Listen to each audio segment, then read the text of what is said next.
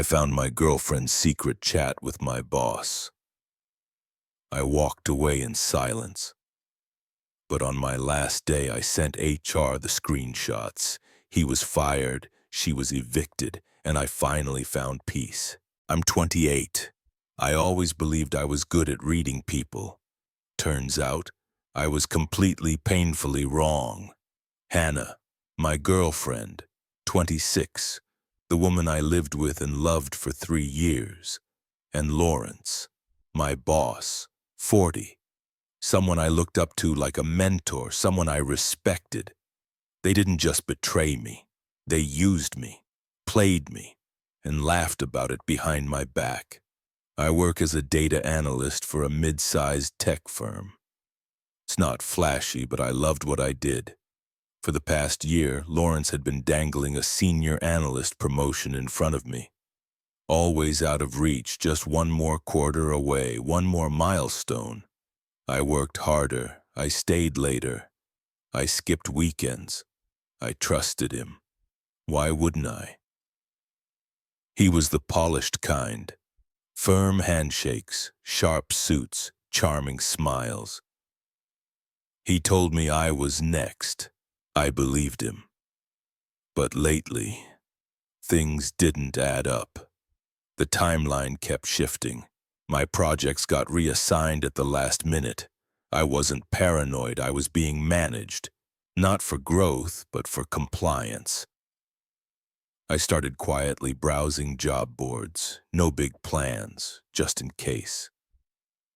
Then last Tuesday happened. Hannah left her iPad on the coffee table, unlocked. A message popped up from someone named L. The preview? He still thinks that promotion is real. Poor little guy. My heart stopped. I opened the app. I had to know. What I found unraveled everything I thought I knew about my life. It was Lawrence, and it had been going on for 6 months. There were hundreds of messages, some sexual, yes. But worse than that was the contempt. They joked about me, mocked me. Everything from my work ethic to the way I dressed, my hobbies, even the personalized birthday gift I spent weeks planning. But the part that shattered me, Lawrence was feeding her confidential info about me. My performance reviews, projects I was up for, promotions I was never going to get. One message burned into my memory forever. He's a good little workhorse, does the job of 2 people, takes half the pay. I'll keep him hungry till Q4. And she replied, just make sure he gets a bonus big enough for that Italy trip I want. You can meet us there. I sat frozen, holding the device like it was radioactive. In that moment, everything inside me changed. No rage, no screaming, just clarity. Ice-cold clarity. I started screenshotting every message, every sneer, every manipulation, every lie.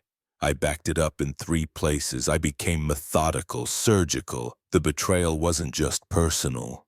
It was professional, legal. That night, I messaged the recruiter from a casual phone screening I'd done a week before. I told them I was ready to move forward. Then I updated my resume and applied for 5 new jobs with a quiet fury that burned like fuel.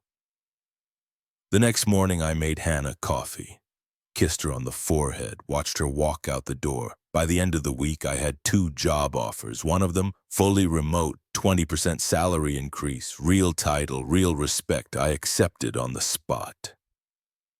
The following Tuesday, exactly 7 days after I read that message, I walked into Lawrence's office. I handed him my resignation. He looked caught off guard. Whoa, bit sudden, Austin. We were just talking about your future here. I smiled. A better opportunity came up. Too good to pass. He tried to recover, smirking like a man still playing chess. Hope they're paying you well. You're leaving a lot on the table. That promotion, I know, I said. Shame, isn't it? Then I walked out. That night I told Hannah. She didn't ask why. She asked how it affected her. You quit without even telling me? What about the apartment? Our plans? I told her I'd cover rent for 1 more month. Enough time for her to figure out her next move. What she didn't know, the lease was in my name. She had no claim, just time, and not much of it. Over the next 9 workdays, I went ghost. No arguments, no accusations. I played the fool, knowing exactly how and when I'd strike. Hannah barely spoke to me, except to sigh loudly or leave travel brochures around. She wanted Italy. She'd get reality instead. Update 1. Living with Hannah during those final days was like living with a stranger who didn't know the walls were caving in. She left her bank app open so I'd see her balance. She whined about how selfish I was. She tried to bait me into an argument so she could play the victim. I never raised my voice. At work, Lawrence doubled down, backhanded compliments. Team loyalty, Diggs. Then he pulled me into his office and offered me the same carrot, a fast-tracked promotion with a 5% raise. The same fake future he used to string me along. I looked him in the eyes. Appreciate the offer, but I'm done. Hannah's final act? Tears. She sobbed, said she'd had a brief emotional connection with someone, claimed it was over. She was scared about me quitting, blah, blah, blah. Then she said the line that sealed it. I spoke to Lawrence. He really wants you to stay, thinks you're a huge asset. The audacity was stunning. I organized the screenshots into a single PDF. Annotated, labeled, ironclad. My HR exit interview was at 3 p.m. The email was drafted, subject, formal complaint, unethical behavior by manager Lawrence Finch. I didn't need revenge, just the truth. Update 2, last day, cheap sheet cake in the break room. Lawrence handed me the first slice, smiled like a snake. No hard feelings, buddy. Gotta look out for number 1, right? I stared back. You have no idea how right you are. At 2:45 p.m., I walked into HR. Gloria, the director, ran through the checklist. Then she asked if I had anything to add. Yes, my resignation is due to a hostile work environment created by my manager, Lawrence Finch. I have attached documentation. I sent the file. Her demeanor shifted instantly. Mr. Davies, thank you. This is extremely serious. We'll be launching an immediate investigation. I walked out with a smile. At home, Hannah was on the couch. You're home early, she said. It was my last day. Oh, right. Then I told her. I know about you and Lawrence. Her face went ghost white. What? What are you talking about? I'm not fighting. I just want you to know that I know. The lease is mine. You have 3 days to move out. She screamed, accused me of spying. Then the panic hit. What did you do? I told the truth, with evidence. His career's over. Her jaw dropped. You can't do this. I have nowhere to go. I grabbed my overnight bag. That sounds like your problem. Sunday, be gone. Final update. 2 months later, I'm sitting in a quiet apartment that smells like fresh coffee and peace. Lawrence? Fired. Officially, gross misconduct and breach of confidentiality. His reputation's in ruins.